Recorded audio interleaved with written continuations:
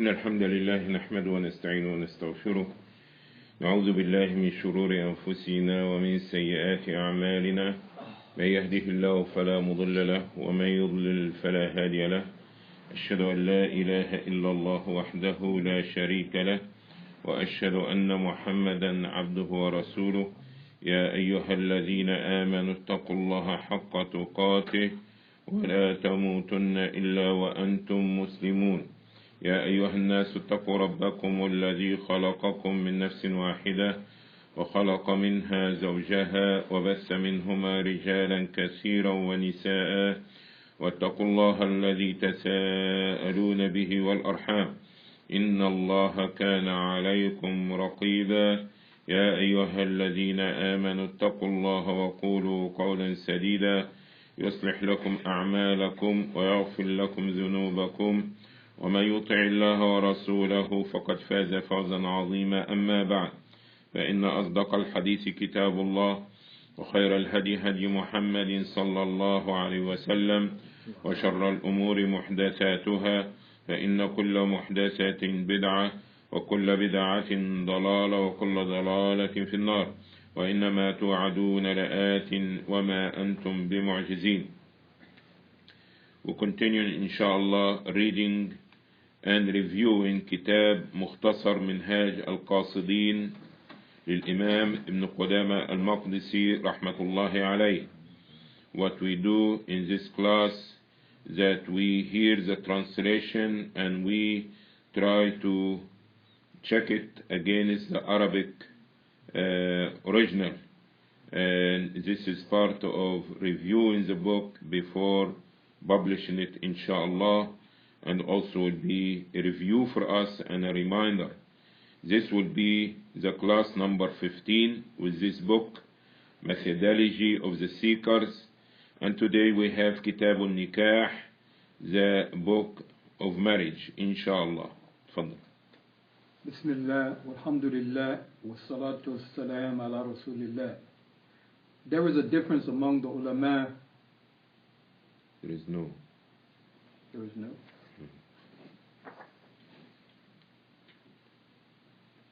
Okay. There is no difference among the ulama that marriage is beloved and encouraged and has many excellent qualities and benefits, which include having children, as the aim of marriage is to continue one's lineage. And this has the benefit of bringing Allah's love by seeking that so as to continue the existence of mankind, and by seeking the love of Allah's Messenger sallallahu alaihi wasallam by increasing the number of those by whom his praise is given. And its benefits include seeking the blessing of the dua of the righteous child and the intercession of the one who dies while young. As from them, i.e. benefits of marriage, is that it protects from shaitan by pushing away the heat of desire, and that it brings rest to the soul and intimacy by keeping company of one's spouse. And from its benefits is that it contains mujahidah of the soul and strengthens it by taking up the duties of guardianship and sponsorship. Wait. So there is a section missing here, which talks about part of the benefit of the marriage is to empty the heart, or not to keep the mind occupied from taking care of the house, from cooking, cleaning, fixing the bed, getting the dishes ready, and the livelihood. So that means with this marriage, this is one of the benefits. So the husband doesn't have to worry himself about these things. Okay? Because this became so difficult with the person when he's lonely. And also it benefits him by not wasting his time or most of his time in these issues, because he can benefit by seeking the knowledge or doing work. So the righteous woman will be assistant on the deen with this way.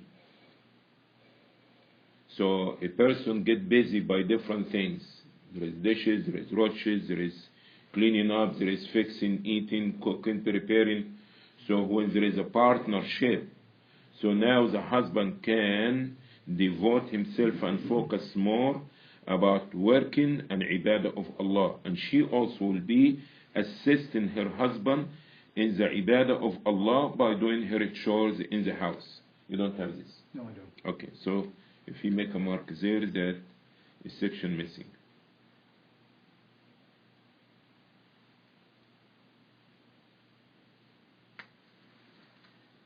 And from its benefit is that it contains mujahida of the soul and strengthens it by taking up the duties of guardianship and sponsorship, of upholding the rights of one's wife and being patient with her bad manners and tolerating harm from her, of seeking to teach her piety and pointing her to the path of the religion, and of seeking permissible earning for her sake and for raising one's children well.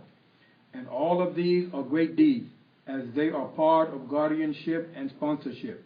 And the status of guardianship is immense, and it is only he who fears being unable to uphold its duties who avoid it. And sustaining one's wife and children is equal to jihad in Allah's cause. For Muslim reported that the Prophet of Allah sallallahu alaihi wasallam said, out of the dinar which you spend in Allah's cause, and the dinar which you spend freeing a slave, and a dinar which you spend on your family, the best of these Hold it. And dinar which you give it in charity for the poor person. Do you have this? No, I don't. Okay, part of the hadith is missing.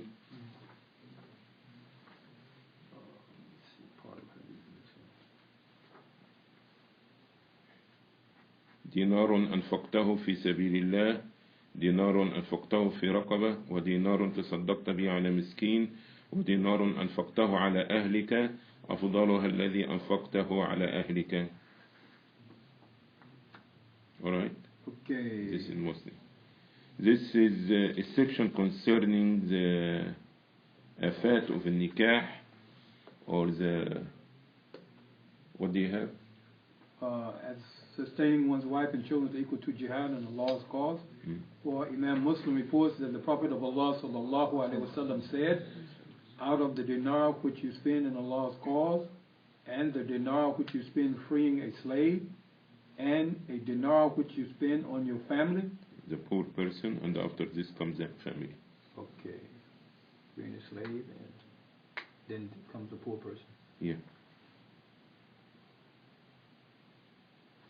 Okay. Out of the dinar which you spend on Allah's cause, and the dinar which you spend freeing a slave, and the dinar which you spend for a poor person, and a dinar which you spend on your family, the best of these is the one you spend on your family. Okay. New section. Let's go on. However, marriage contains some detriment. Okay. This is what it is. However, marriage contains some detriments, the worst of which is being unable to find permissible earning, as this can be hard, and thus it is likely that the married one stretches out his hand to that which is not his. Second to this is failing to uphold the rights of one's wife and failing to be patient with her bad manners and annoying characteristics. And this holds danger for the husband, as the man is a guardian over his family and he is responsible for those under his guardianship. The third detriment is that one's wife and children could busy the themselves. husband. No, they will divert the husband from the remembrance of Allah.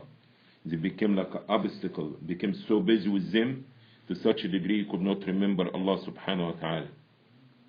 Okay, he has, the third detriment is one wife and children, you say? Became, okay. It means to beguile him, that means the husband, from the remembrance of Allah. So he will spend his night and his day in enjoying the family, the wife and the children. So he did not make time for his heart to reflect on the akhirah and preparing for it. Yes. Okay, continue please. So, these are the detriments and benefits of marriage. and the ruling of whether it is better for a specific person to get married or remain single altogether depends upon these various aspects. And it is proper for the seeker to look at these aspects, and if he finds that he can avoid the detriments and attain the benefits in as far as he has wealth and good manners, and is on top of that young and needs to cool his desires and needs someone to help organize his home, then there is no doubt that marriage is better in his case. If, however, he is unable to attain the benefits and avoid the detriments, then leaving marriage is better in his case.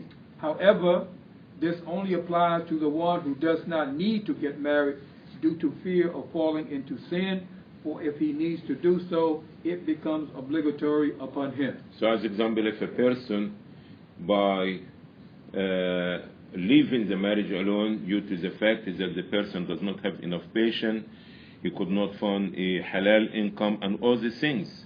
Okay, he said, okay, I could not carry my responsibility, so he will turn away from marriage. But if he is not capable to control his desire and he will be falling into boyfriend and girlfriend relationship and zina and adultery and fornication, no, we said no, because this is something is danger for the person, and he have to indulge in getting married and preparing for it. New section. The attributes to be sought in a spouse. 10 things should be considered in choosing a wife so as to ensure a pleasant marriage. The first is religion, and this is fundamental. As the Prophet of Allah sallallahu alaihi wasallam said, choose the one who is religious. Muttafaqun alayh, agreed upon. For if she is not religious, she will corrupt the religion of her husband and lead him to sin. And if she acts jealously, on top of this, he will not cease to be afflicted by trial and hardship in life. The second is that she should have good manners, as the one who has bad manners bring more harm than benefit. The third is that she should be good looking, and this is necessary, as with it one is protected from sin. And this is known by looking at the face of the one being sought for marriage. Some of the Salaf were not bothered by looks and would not intend to take pleasure in that, as is the case with what has been narrated concerning Imam Ahmed, that he chose a blind woman over her sister. However, this is rare, and human nature is inclined to the opposite of this. The fourth is that her dowry be cheap, for Sa'id ibn Musayyib gave his daughter in marriage for 2 dinars.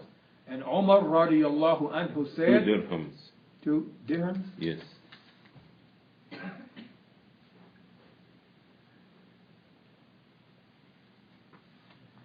And Umar radiallahu anhu said, do not make the dowry of women expensive.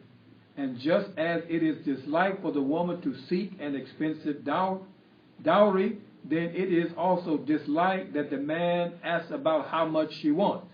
Al-Tawri said, if a man gets married and asks how much is for this woman, then know that he is a thief. The fifth is that she be a virgin, as the lawgiver encouraged this, and because she will love her husband more than the previously married woman. Thus, this will cause her to love him, for truly the soul is naturally inclined to being intimate with its first partner, and also it will cause him to love her more because the soul is adverse to a woman who has already had relationship with someone else. The sixth, that she be able to bear children. The seventh, that she have a good lineage, that is, that she come from a religious and upright family. The eighth, that she be unrelated to the man. And just as the man should take these things into consideration in a woman, then it is proper for the woman's guardian to look at the religion of the man and his manners and general state, as upon marriage. She comes under his domain. So if he marries her to a sinful person or a person of bid'ah, he has oppressed both her and himself. As a man said to Al-Hasan, who should I marry my daughter to? And Al-Hasan said, someone who fears Allah, as if he loved her, he will honor her, and if he dislikes her, he will not oppress her. Section, the manner of living together and duties related to that. As the husband, then he has to be balanced to uphold the manners of 12 things. The first is the wedding celebration, as it is beloved to have one. The second is having good character in dealing with his wife. As the Prophet ﷺ said, treat women well, for truly they were created from a rib, and truly the most crooked part of the rib is its highest part. So if you try to straighten it, you will break it. And if you leave it, it will not cease to be crooked. So treat women well, agreed upon. And you know that good character is not merely by keeping harm away from one's wife, but rather it includes being tolerant with the harm inflicted by her and indulging her fickleness and anger. Following in that, the example of Allah's Messenger sallallahu alaihi wasallam, it has been mentioned in the two Sahih from Umar radiyallahu anhu that the wives of the Prophet sallallahu alaihi wasallam would sometime avoid him and not talk to him for a whole day. And the hadith in this regard are well known. The third is that he should joke with her and play with her, as the Prophet sallallahu alaihi wasallam raised with Aisha radiyallahu anha and would joke with his wives. And he said to Jabir, had you not married a virgin so that you could play with her and her with you? Muttafaqun alayh. The fourth is that this should be balanced, and he should not be too loose in upholding his responsibilities to the extent that his wife loses all sense of reverence for him. Rather, he should seek a balanced path. And it has been reported that Umar ibn al-Khattab radiyallahu anhu revoked one of his employees. So Umar's wife spoke in regard to him, saying, O leader of the believers, what wrong did you find in him? So he said, O enemy of Allah, and what has this to do with you? So you are merely a plaything which is played with and then left. The fifth is to be balanced in jealousy, which means not to ignore even simple things which are feared to have an evil outcome, while not going to excess in suspecting evil. And the Prophet ﷺ in this regard forbade that a man should enter upon his family at night when returning from a journey without informing them first. The sixth is being balanced in spending and just, neither being wasteful nor tight-fisted. And it is not proper for the man to prefer himself with good food to the exclusion of his family, as that causes the heart to become agitated. The seventh is that the married man must learn the regulations related to ministration and what must be known so as to know how to interact with the ministrating woman. And he should teach his wife the correct aqidah and remove any form of bid'ah from her heart. And he should teach her the rulings of salah and ministration and of extending bleeding, and let her know that if her period stops before Maghrib by the amount of time in which one rak'ah of salah can be performed, then it is obligatory for her to make of dhuhr and asr salah. And if it stops before Fajr by the amount of time in which one rak'ah can be performed, then she has to make of Maghrib and Isha. But most women do not keep to this. The eighth is that if he has more than one wife, he must treat them equally. This refers to providing housing and gifts, not love and sexual relationship, as this is beyond one's control. And if he wishes to travel and wishes to take one of them with him, then he should make them draw straws, so whichever of them draws her straw, he should take her with him. The ninth is in regards to disobedience. So if the woman is disobedient, it is upon him to discipline her and force her to be obedient. However, this is to be done in stages, starting with admonition and reprimand, If this does not benefit, he should avoid her in bed, either by turning his back on her or by sleeping on a separate mattress and leaving or speaking to her for up to 3 days. If this does not benefit, he should beat her lightly without injuring her or causing her to bleed, nor should he be hitting her in her face. The 10th is in regards to the manners of sexual intercourse. It is beloved to mention Allah's name before starting, to turn away from the Qibla, to cover themselves with a sheet and not to be totally naked, and to start with foreplay and kissing and hugging. And some of the ulama love for one to have intercourse with his wife on the day of Jummah.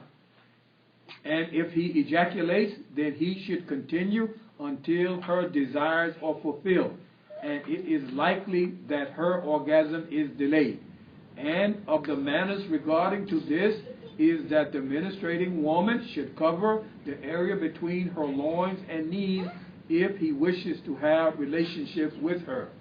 And it is not permissible for him to have actual intercourse with her during her period, nor is it permissible to have anal intercourse with her or anyone else at any time.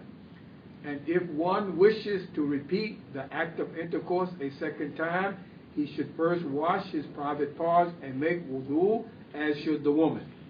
And from the manners relating to this is that he should not shave his hair, nor trim his nails, nor remove any blood while he is in a state of ritual impurity. This put a question mark beside it. But anyway, he said it is permissible but is not disliked. Is it? Did he say this? So the manners relating to this, he should not shave his hair. Okay, in the end of the sentence. Nor remove blood. Oh, say وأما العزل. Okay, وأما العزل فهو Yeah, then it is permissible. Yeah, but it's still about cutting nails while he in state of impurities. There is no dalil on this. So you make a question mark on it, inshallah. Okay. Yeah. Would you read it again? And part of the mannerism that he doesn't shave hair. He should first wash. No. And from the manners relating to this is that he should not shave his hair, nor trim his nails, nor remove any blood while he is in a state of ritual impurity. Put the question mark there. Yeah. Okay. Because there's no dalil on this. And as for Azl. the word called itis, interruptus, then this is permissible, although disliked. Okay. The 11th relates to the manners of childbirth, and this has 6 aspects. 1, that he not be excessively happy at having a boy and saddened by having a girl, as he does not know which of the two is better in regards of their religion. 2, that he should make the adhan in the ear of the child when it is born. 3, that he name him with a good name, for it has been narrated by Muslim that the Prophet of Allah sallallahu alaihi wasallam said, truly the most beloved of names to Allah are Abdullah and Abdurrahman. And whoever has a name which has a bad meaning or dislike one, he should change it, as he sallallahu alaihi wasallam changed the names of a group of his companions. And he used to dislike names such as Aflah, most successful. Aflah. Aflah. No, F. F with fat. Yeah, fat. Aflah. Aflah. Yeah, Aflah. Aflah. ونافع. ونافع. ويسار.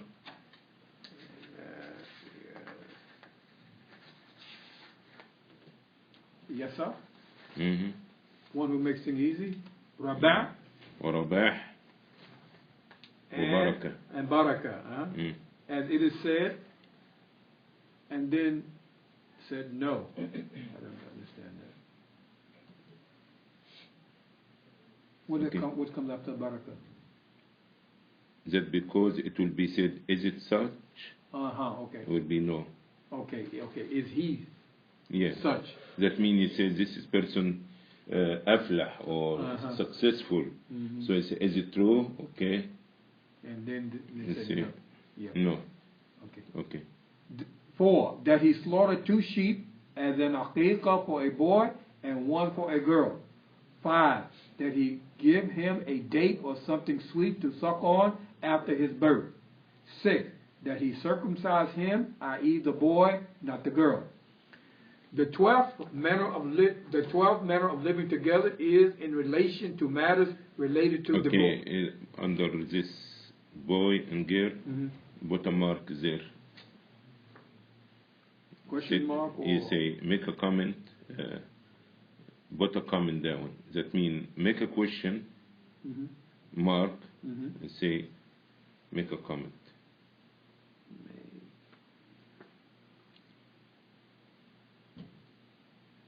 Okay. Number 12. The 12 is in relation to matters related to divorce, which is the most hated of those things which are permitted. So it is disliked for a man to surprise a woman with that without any sin on her part. And it is not permissible for a woman to force him into divorcing her without a cause. And if he wishes to divorce her, he should beware of 4 things. 1, to divorce her in a period of purity in which he has not had relationships with her, so that her period of waiting for the divorce to be completed is short.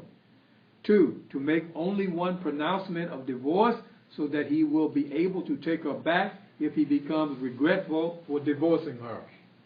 3, to make the matter easy upon her by giving her a gift to make up for her grief. And it has been related that Al-Hasan ibn Ali radiyallahu anhu divorced a woman and sent a gift of 10,000 dirhams to her, and so she said, a small present from a beloved person from whom we have been separated. That means although it's too much money, but compare, you understand, losing the love of her husband, so she called it what? A little. So like what money going to do? Number 4, that he not expose her secrets, for it is mentioned in Muslim that the Prophet of Allah sallallahu alaihi wasallam said, verily amongst the people who have the worst status with Allah on the day of Qiyamah is a man who goes into a woman and she into him, then he makes public her secrets. And it has been reported that a pious man wanted to divorce his wife, so he was asked, what is your problem with her? So he said, the intelligent person does not expose secrets. So after he divorced, he was asked why did he divorce her? So he said, what concern do I have with another man's woman? So this deals with the man's duties. As for the woman's duty, in regards to her husband, then Abu Umama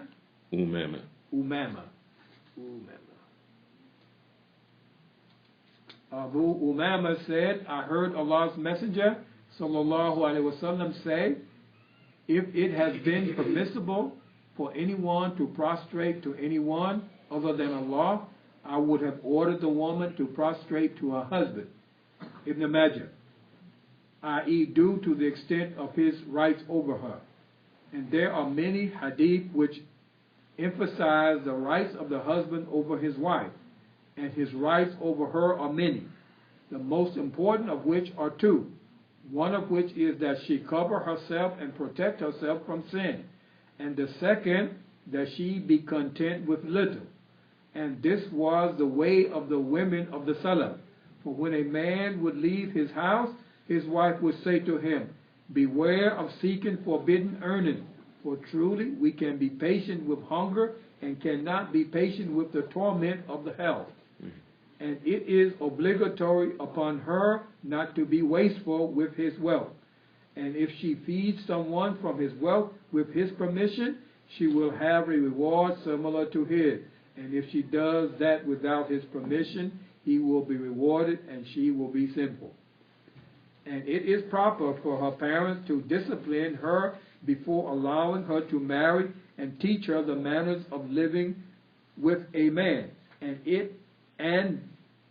it is proper for her to remain in her house, keeping to her chambers and speaking to her neighbors a little, withholding from speaking much in the absence of a husband, guarding his honor in his present and absent, seeking his pleasure under all conditions, not betraying him in regards to herself nor his wealth, nor allowing anyone whom he disliked to sit upon his furniture, nor allowing anyone into his house except with his permission. And her concern should be in improving herself and organizing her home, fulfilling the duties of housekeeping as best as possible, and putting the rights of her husband in front of her own rights and those of all of her relatives. Jazakallah khair. Alhamdulillah. Any comments, any question, any concern? We finish by this Kitab al-Nikah. And inshallah, Thursday will be Kitab Adab al-Kasb. This is going to be about earning livelihood and the mannerisms that's supposed to be. Tomorrow is Wednesday. Inshallah, will be Tafsir. And continuing with Minhaj al-Qasidin Thursday, inshallah. Anybody have a question or comments or concern? جزاكم الله خيرا. سبحانك اللهم وبحمدك نشهد أن لا إله إلا أنت نستغفرك ونتوب إليك. Allah knows best.